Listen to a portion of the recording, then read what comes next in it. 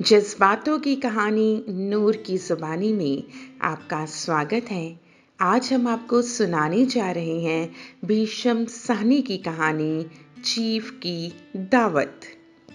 बरामदे में ऐन कोठरी के सामने माँ अपनी कुर्सी पर ज्यों की त्यों बैठी थी, मगर दोनों पांव कुर्सी की सीट पर रखे हुए और फिर दाएं से बाएं बाएं से दाएं झूल रहा था और मुंह से लगातार गहरे खर्राटों की आवाजें आ रही थी।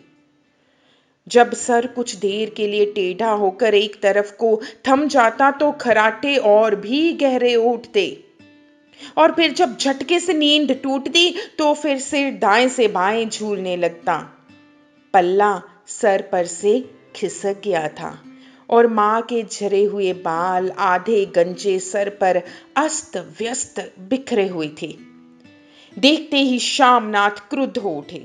जी चाहा कि मां को धक्का देकर उठा दे और उन्हें कोठरी में ढकेल दे, मगर ऐसा करना संभव ना था क्योंकि चीफ और बाकी मेहमान जो खड़े थे।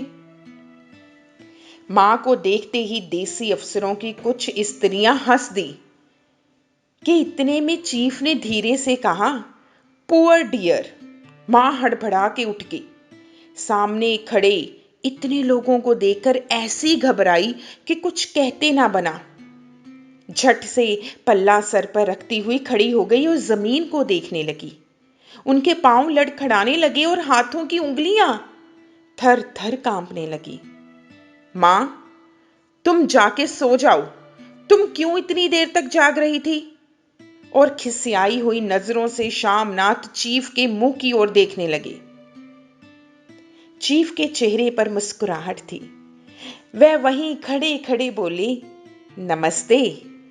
मां ने झिझकते हुए अपने में सिमटते हुए दोनों हाथ जोड़े, मगर एक हाथ दुपट्टे के अंदर माला को पकड़े हुए था और दूसरा बाहर। ठीक तरह से नमस्ते भी ना कर पाई। शामनाथ इस बात पर भी खिन्न उठे। इतने में चीफ ने अपना दायां हाथ हाथ मिलाने के लिए मां के लिए आगे किया। मां और भी घबरा उठी। मां, हाथ मिलाओ। पर हाथ कैसे मिलाती? मां के दाएं हाथ में तो माला थी। घबराहट में मां ने बायां हाथ ही साहब के दाएं हाथ में रख दिया। शामनाथ दिल ही दिल में जल उठे। देसी अफसरों की स्त्रियां खिलखिलाकर हंस पड़ी। यूं नहीं मां, तुम तो जानती हो दायां हाथ मिलाया जाता है। दायां हाथ मिलाओ जरा। मगर तब तक चीफ मां का बायां हाथ ही बार बार हिलाकर कह रहे थे, हाउ डू यू डू। कहो मां, मैं ठीक हूं, खैरियत से हूं। मां कुछ बड़बड़ाई।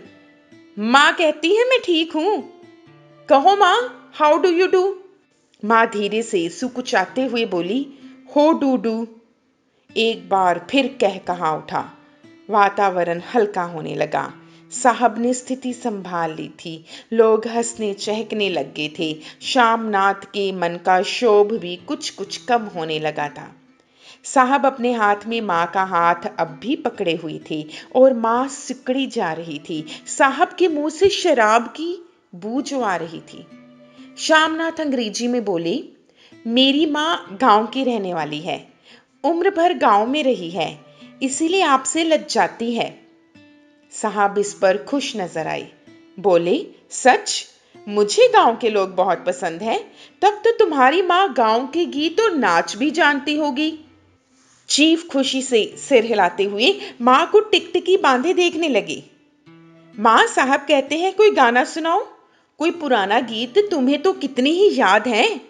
मां धीरे से बोली, मैं क्या गाऊंगी बेटा, मैंने कब गाया है। वाह मां, मेहमान का कहा कोई भी नहीं टालता। साहब ने इतना रीझ से कहा है, नहीं गाओगी तो साहब को बुरा लगेगा। पर मैं क्या गाऊं बेटा, मुझे क्या आता है। वाह, कोई बढ़िया टप्पे ही सुना दो। दो पतरा नारा दे, वही तो सुना दो। देसी अफसर और उनकी स्त्रियों ने इस सुझाव पर तालियां पीटी। मां कभी दीन दृष्टि से बेटे के चेहरे को देखती, कभी पास खड़ी बहू के चेहरे को।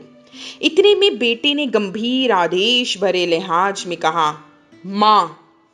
इसके बाद हाँ या ना का सवाल ही नहीं उठता था। माँ बैठ गई और क्षीण दुर्बल लर्जती आवाज में एक पुराना विवाह का गीत गाने लगी।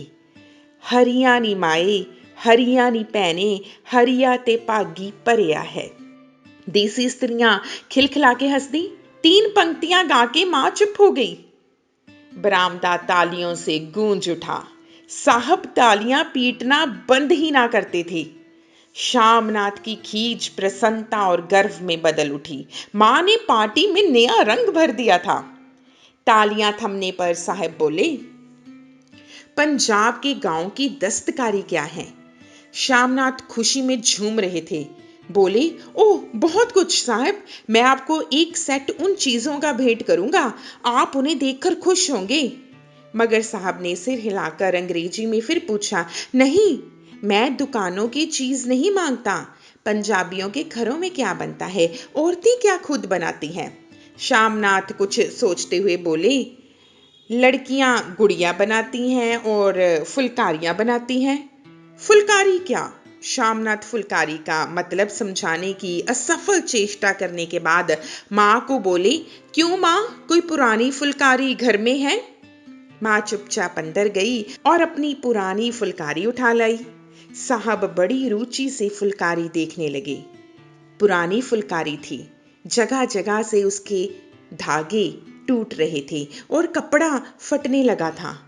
साहब की रुचि को देखकर श्यामनाथ बोले, ये फटी हुई है साहब, मैं आपको नई बनवा दूंगा। माँ बना देगी? क्यों माँ, साहब को फुलकारी बहुत पसंद है, इन्हें ऐसी एक फुलकारी बनाकर दोगी ना?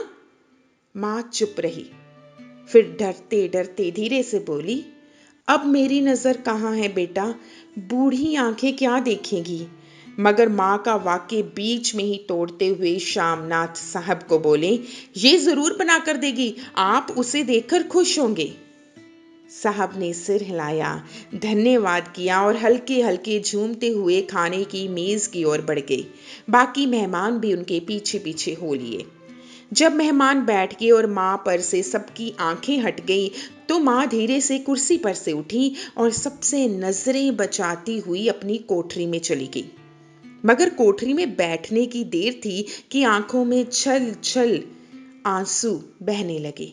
वह दुपट्टे से बार बार उन्हें पहुंचती, पर वह बार बार उमड़ आते, जैसे बरसों का बांध तोड़कर उमड़ आए हों।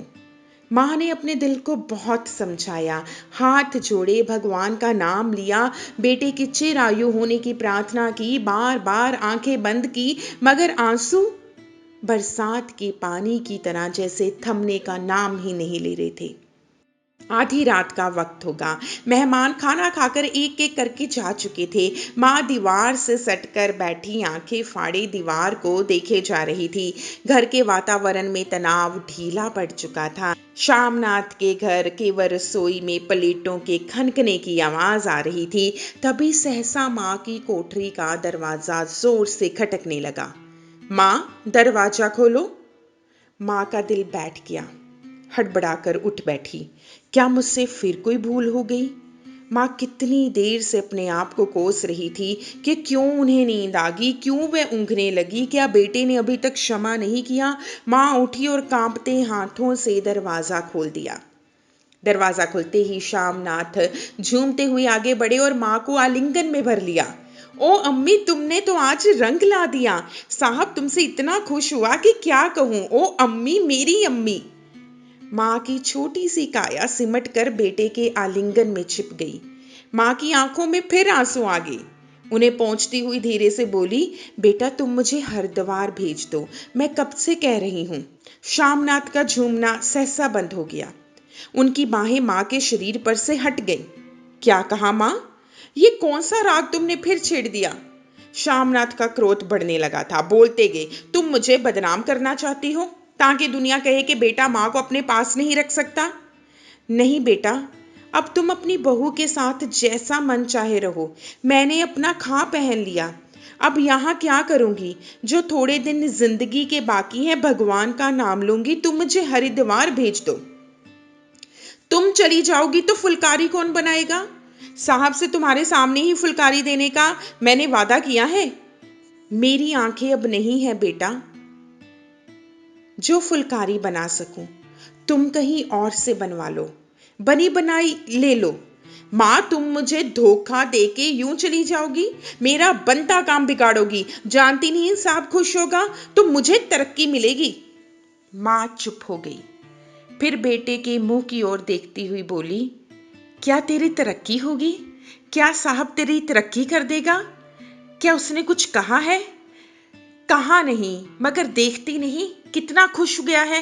कहता था जब तेरी माँ फुलकारी बनाना शुरू कर देगी तो मैं देखने आऊंगा कि कैसी बनाती हैं। जो साहब खुश हो गया तो मुझे इससे बड़ी नौकरी भी मिल सकती है, मैं बड़ा अफसर भी बन सकता हूँ। माँ के चेहरे का रंग बदलने लगा, धीरे धीरे उनकी झुर्रियों भरा चेहरा खिलने लगा, आंखों में हल्की हल्की चमक आने लगी। तो तेरी तरक्की होगी बेटा, तरक्की यूं ही हो जाएगी। साहब को खुश रखूंगा तो कुछ करेगा, वरना उसकी खिदमत करने वाले और थोड़े हैं। तो मैं बना दूंगी बेटा, जैसे बन पड़ेगा मैं बना दूंगी। और माँ दिल ही दिल में फिर से बेटे के उज्जवल भविष्य की कामनाएं करने लगी। और मिस्टर श्यामनाथ बोले, अब सो जाओ माँ। ये कहते हुए लड़खड़ाते हुए वे अपने कमरे की ओर घूम गए। ये थी कहानी चीफ की दावत। सच में दोस्तों, कैसे रिश्ते होते हैं। सच में माँ भगवान का दूसरा रूप है। माँ बाप हमेशा बच्चों की तरक्की में, उनकी खुशी में अपनी खुशी ढूंढते हैं। पर क्या हम उनके साथ न्याय कर पाते हैं? ऐसा नहीं है कि हम अपने माँ बाप को केवल प्रयोग करते हैं अपने फायदे के लिए, अपने स्वार्थ के लिए। अगर उनके जज्बात हैं तो हमारे जज्बात क्यों फीके पड़ गए? हम क्यों माँ बाप की खुशी में अपनी खुशी को नहीं तलाश पाते? क्यों हम उनके लिए कुछ नहीं कर पाते? ऐसे ही रिश्तों की, तानों बानों की, जज्बातों की कहानी लेकर मैं नूर हाजिर होंगी। हमसे जुड़े रहिए। प्रोग्राम जज्बातों की कहानी, नूर की जुबानी।